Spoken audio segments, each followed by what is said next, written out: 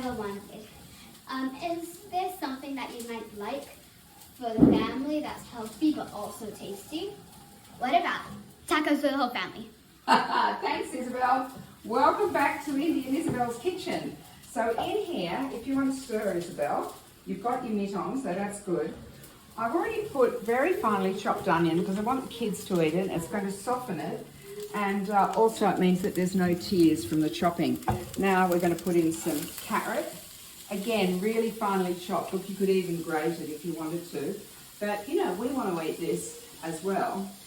So give that a good stir around. We might need a little bit more extra virgin olive oil.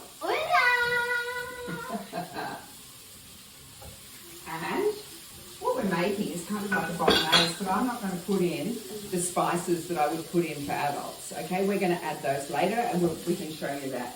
So we want to cook these, and now what we're going to do is we're cooking this off until it's aromatic. Can you smell that now, Izzy? No. Yeah.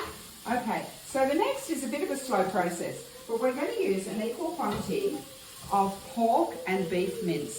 That's because the kids often find pork lighter and easier. But what's really important now is to brown it. So this is a bit tricky, Isabel. You have to put that down. So we want to put the mince in and break it up as you go, because you're wanting to brown it. And I'm doing it, look, you could do this separately, but I just wanted to do this all in one pot. So, Isabel, are you strong enough to do this? Yeah, Really break it up. Give it a go. Give it a go. And this is the key, just to keep on going until it's all in there and it's all brown. Okay, so you can see that that meat is all browned.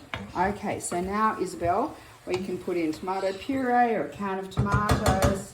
Can I pour it out? Pour it all in, please. That's great.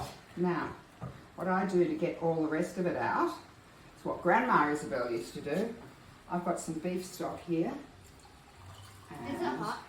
No, it's not hot, but I'm just going to get you. That means we'll get all the tomato up.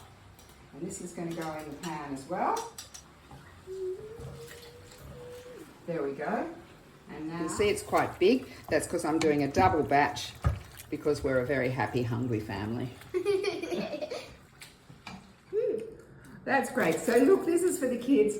I'm going to put some cumin, some paprika, some chili in, some more for us. But there you've got a meal for the whole family. Easy, healthy, and I couldn't have done it without my sous chef, Isabel. See you next time.